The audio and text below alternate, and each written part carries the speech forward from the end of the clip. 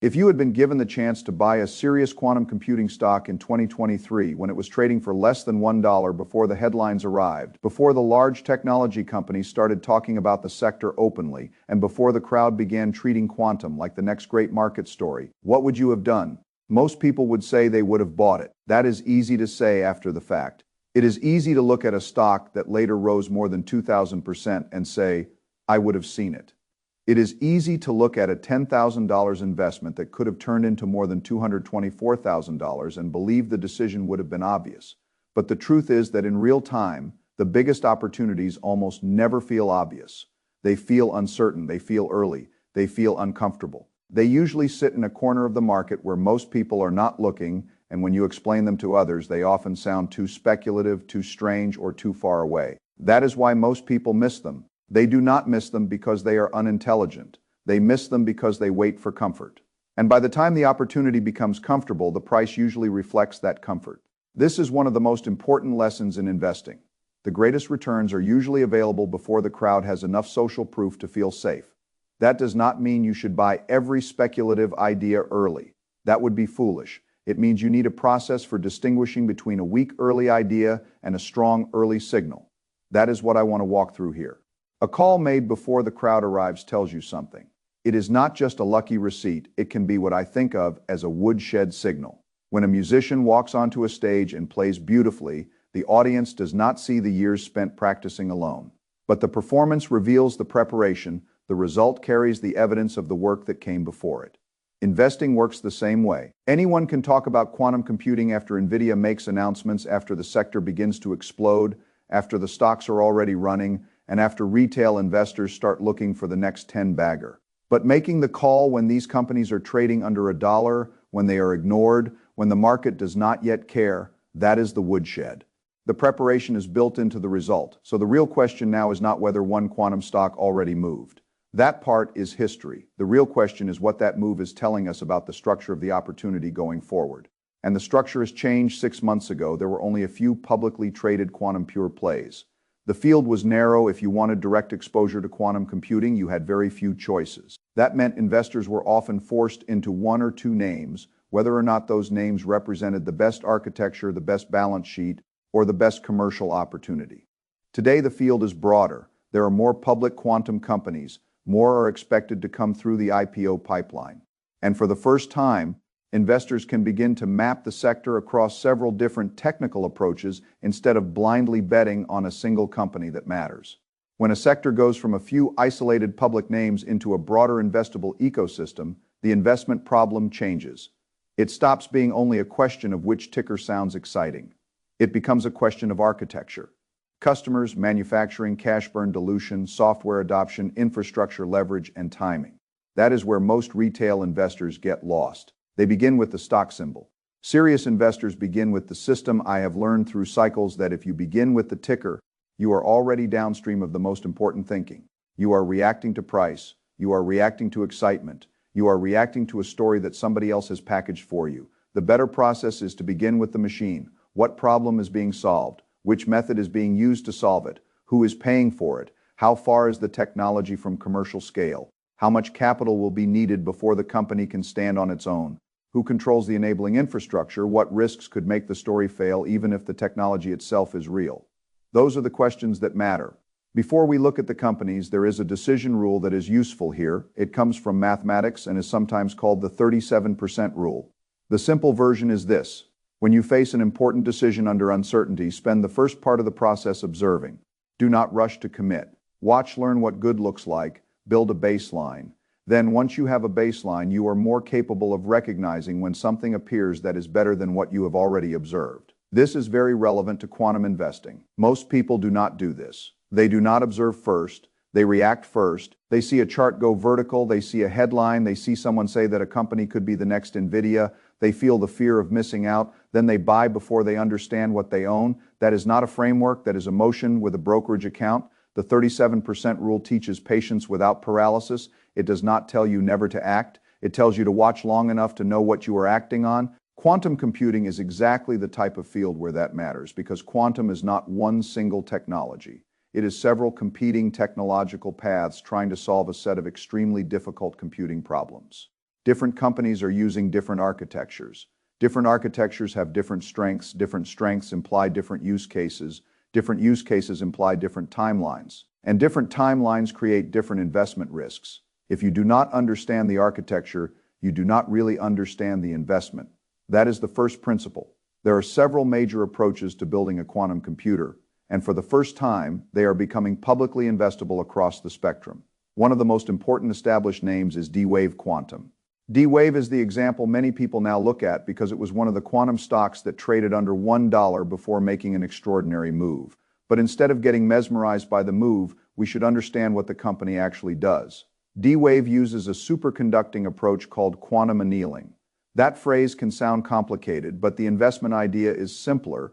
Its systems are designed to solve optimization problems. Optimization matters in the real economy. It can affect supply chain routing, drug discovery scheduling, portfolio risk modeling, logistics, and other problems where the number of possible solutions becomes too large for classical methods to handle efficiently. This is important because D-Wave is not only selling a dream about a future machine that may someday work. Customers are already using its technology today for certain categories of problems. That does not make it safe. Early-stage technology companies are never safe, but real customer usage changes the nature of the analysis. It gives you something to measure beyond imagination. Reported revenue growth was strong, and the early 2026 contract momentum was even more interesting. The company reportedly booked more in new contracts during January and February than it generated in the entire prior year. When I see something like that, I do not immediately turn it into a buy decision. I treat it as a signal. It could mean adoption is accelerating. It could mean customers are moving from experimentation to commercial use. It could mean quantum optimization is beginning to find real economic pull. Or it could be a temporary spike that the market overinterprets. The investor's job is to test which explanation is more probable. That is how you think in probabilities instead of narratives. D-Wave also added another layer by acquiring capability that gives it exposure to gate model quantum computing alongside its annealing system. This matters because in an uncertain technology field, optionality is valuable. A company tied to one path can be highly exposed if that path loses favor. A company that can build competence across more than one approach may have more ways to survive. Survival matters in frontier technologies. Survival is often the bridge between early promise and later commercial value. Many investors focus only on upside. They ask how much the stock can rise.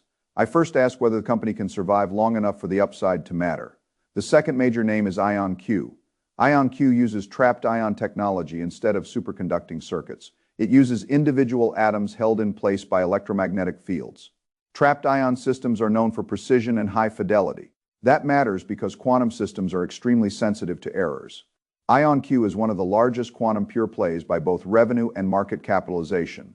That gives it legitimacy, but also higher expectations. The market is already paying attention. When a company's backlog increases significantly and revenue grows strongly, those are meaningful data points.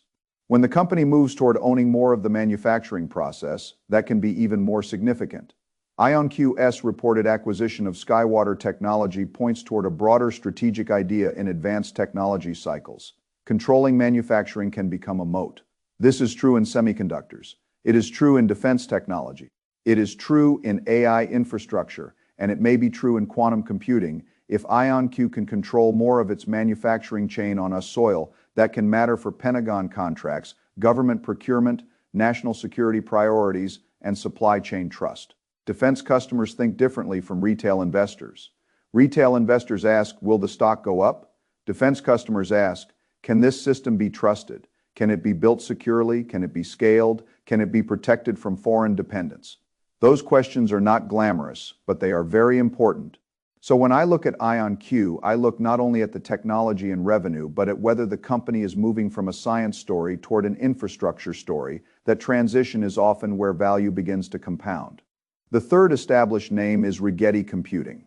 Rigetti uses superconducting gate model technology. This places it in a large and important technical category, but it also places it against extremely serious competitors, including IBM and Google. That does not mean Rigetti cannot succeed. Small focused companies can sometimes move faster than giants. But the competitive context matters. There is also customer concentration risk. If a large portion of expected revenue depends on a small number of contracts, then delays matter. In quantum hardware, delivery timelines can shift because the engineering is difficult. That is part of the territory. But as an investor, you must not ignore it. If you own Rigetti, you are underwriting a specific roadmap. You are underwriting its ability to execute against larger players. You are underwriting contract delivery. You are underwriting its ability to preserve credibility through delays. That is a very different bet from simply saying, I own quantum. The label does not define the risk, the execution path defines the risk. The fourth established name is Quantum Computing Inc., trading under CUPT. Here I would be especially careful. This is a very high-risk name, reported revenue was extremely small, and filings included serious warnings.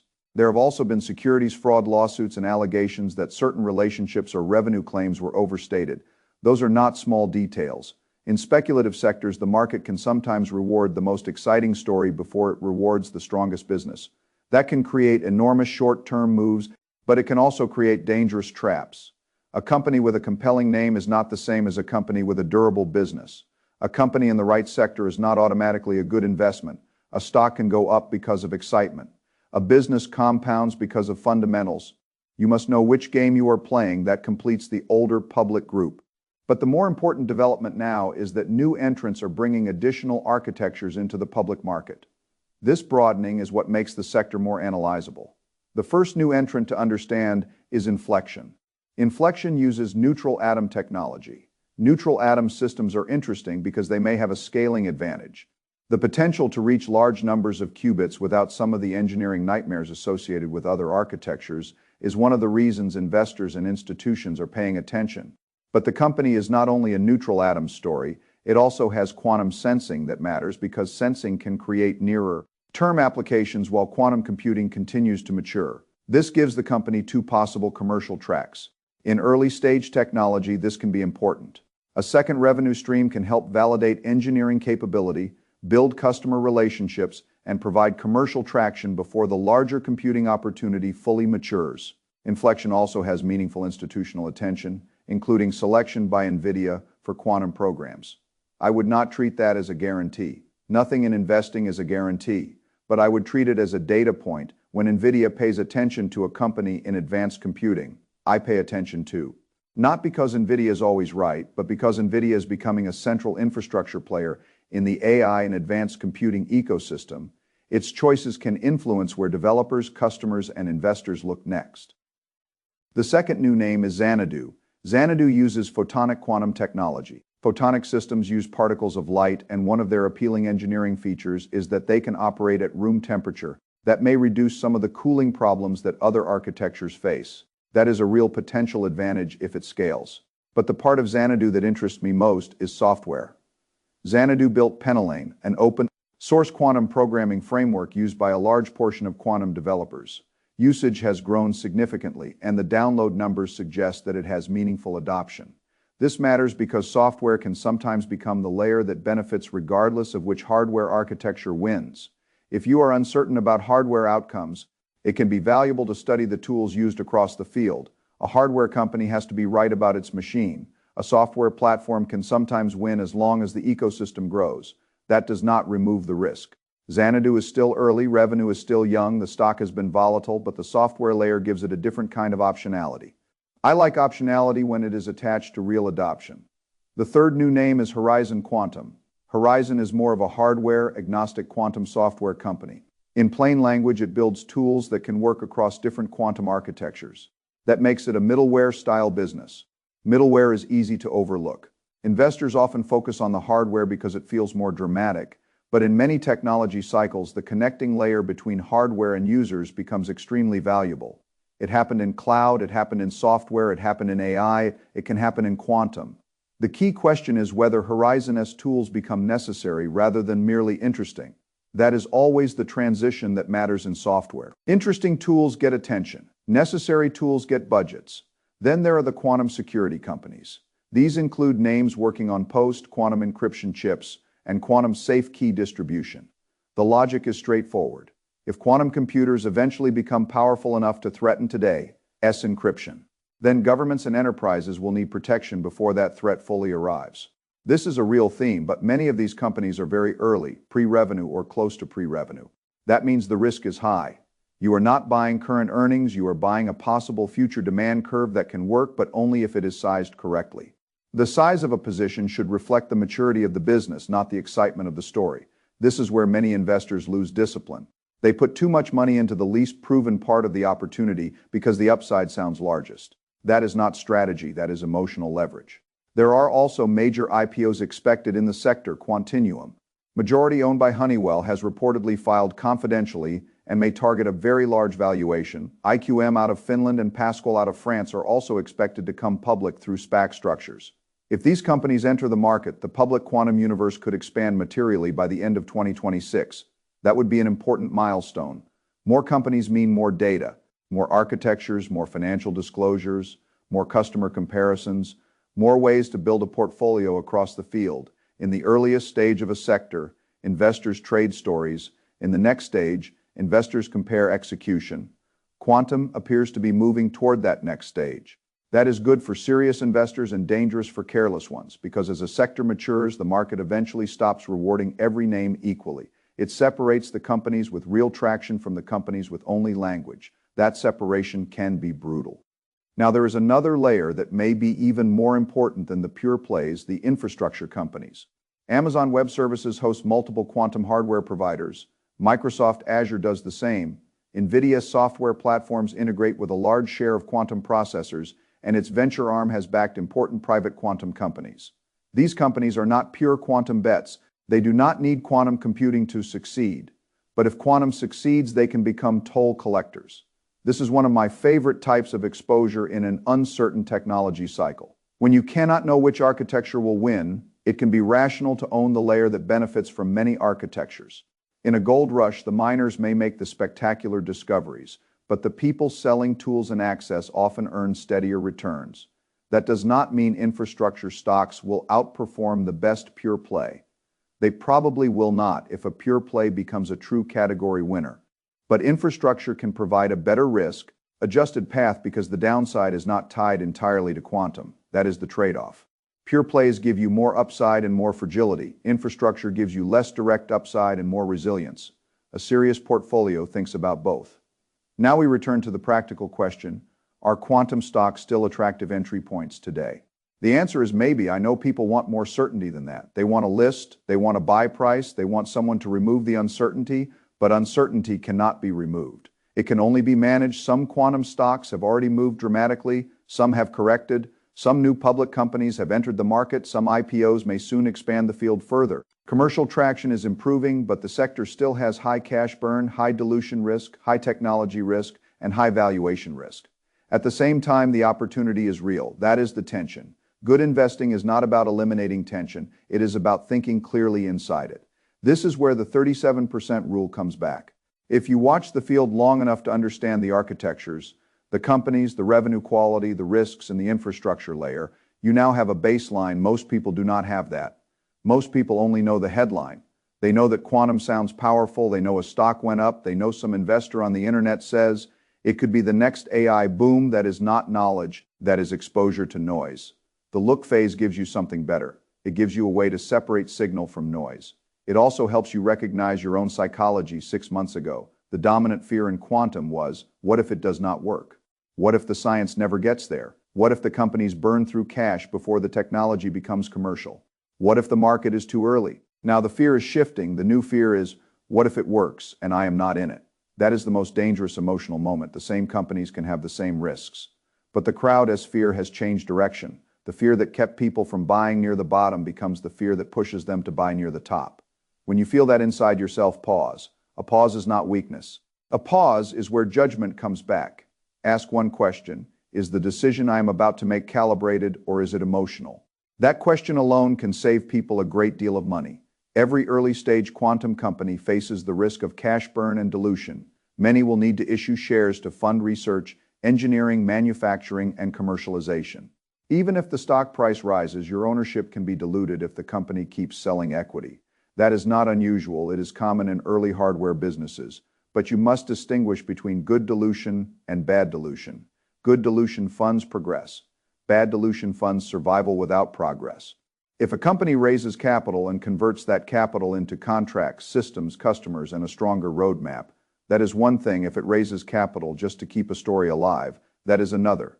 The market may not tell the difference immediately, but eventually it will.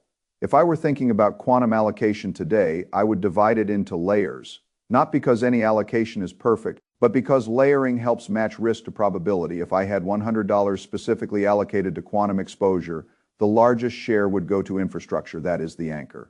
The infrastructure companies have real cash flow today. They have existing businesses. They can benefit from quantum if the field grows. But they do not depend on quantum for survival. That matters because the timeline in quantum may be longer than the hype suggests.